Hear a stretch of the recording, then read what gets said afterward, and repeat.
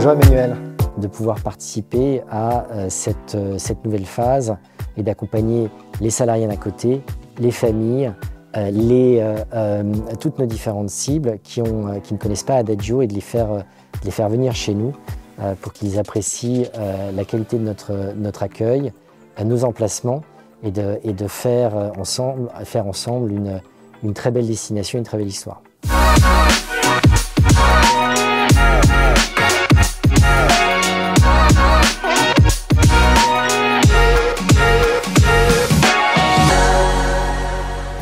J'ai un parcours très international. J'ai eu la chance de travailler pour le groupe Rémy Cointreau.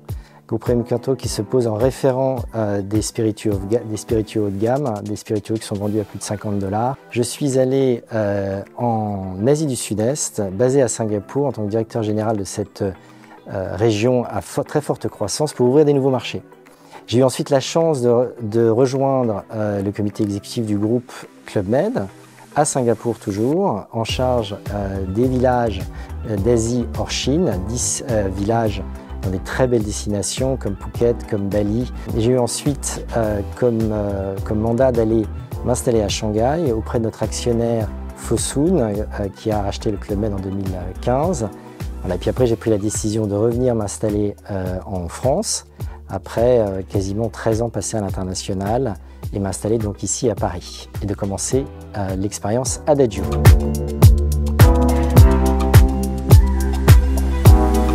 J'ai tout de suite vu le potentiel d'une marque, d'abord leader sur son segment. J'ai aussi compris la dimension très, j'allais dire, profitable de ce modèle économique où, avec des taux d'occupation forts et un modèle économique, notamment sur les coûts d'exploitation, très bien maîtrisé. Très intéressant aussi de voir comme atout les emplacements, bien évidemment.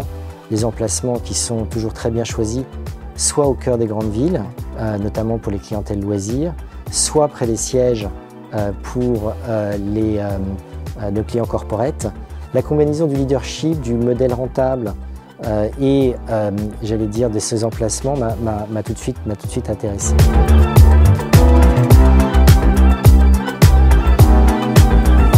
Je dirais que la similarité des deux expériences finalement, c'est la dimension humaine que j'ai pu observer d'un côté au Club Med, où effectivement ce sont des gros porteurs avec parfois 350 GO et GE qui animent un village.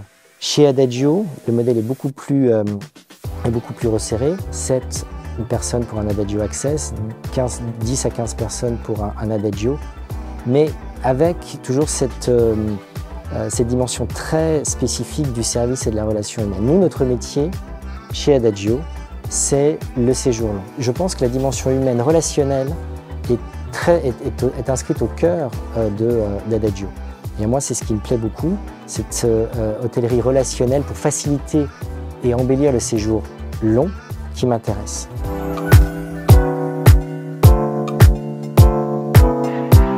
La marque Adagio a fait preuve d'innovation, à la fois par ses espaces de vie.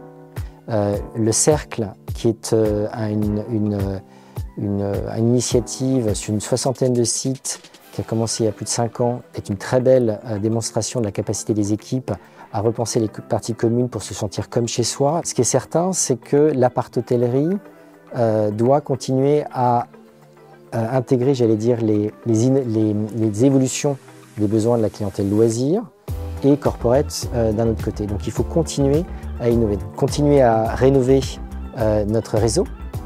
Nous avons 80 sites en France et le reste à l'international. C'est vrai que notre maillage en France doit continuer à se mettre au niveau, ne pas attendre, être en dimension d'investissement. Et à côté de ça, continuer à ouvrir, continuer à densifier le maillage de nos appart-hôtels en Allemagne, au UK, en Europe au sens large, ainsi que d'ouvrir des nouveaux territoires, soit par le biais de franchise ou de master franchise.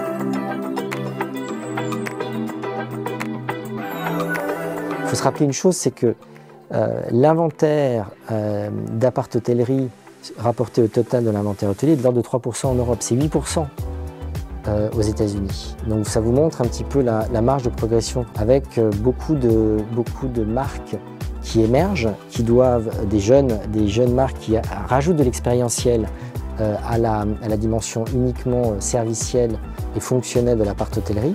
Ça doit nous stimuler pour continuer à investir une fois de plus sur le design et le layout de nos espaces.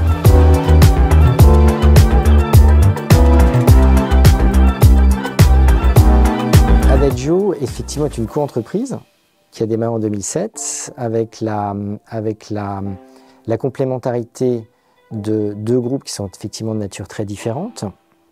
Accor nous permet de nous asseoir sur toute une force de distribution, des outils, une présence en Europe qui est incontestable, qui nous ouvre énormément de portes.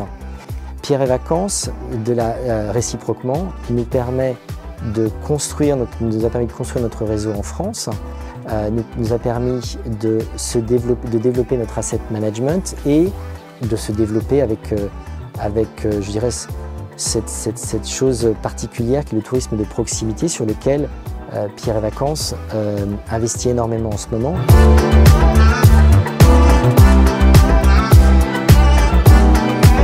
Évidemment, la dimension personnelle. Je pense que mon retour dans une période post-Covid, malgré toutes les souffrances qu'il y a eu pendant les 2 dernières années, je sens un esprit positif aujourd'hui de vouloir passer à autre chose, de vouloir rebondir. Je sens une activité, je sens une énergie renouvelée, moi qui me fait du bien. Quand je compare par exemple à tous les retours d'expérience que j'ai de toutes les communautés d'expatriés qui sont encore en Asie et qui sont dans des situations avec beaucoup moins de perspectives que nous avons.